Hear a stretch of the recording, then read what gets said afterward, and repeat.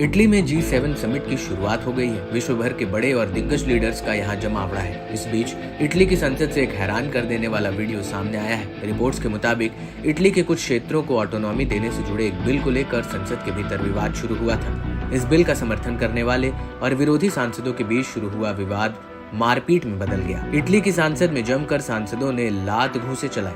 संसद में मचे बवाल का ये वीडियो सोशल मीडिया पर वायरल हो रहा है। वीडियो में देखा जा सकता है कि कैसे झंडा लेकर गए सांसद को सभी घेर लेते हैं, जिसके बाद पक्ष और विपक्ष में जमकर हंगामा होता है। घटना का वीडियो वायरल होने के बाद विदेश मंत्री एंटोनियो तेजानी ने इसकी निंदा की है। उन्होंने कहा कि हमें दुनिया के सामने एक उदाहरण पेश करना है, न कि राजनीतिक समस्याओं के लिए मारपीट करना है।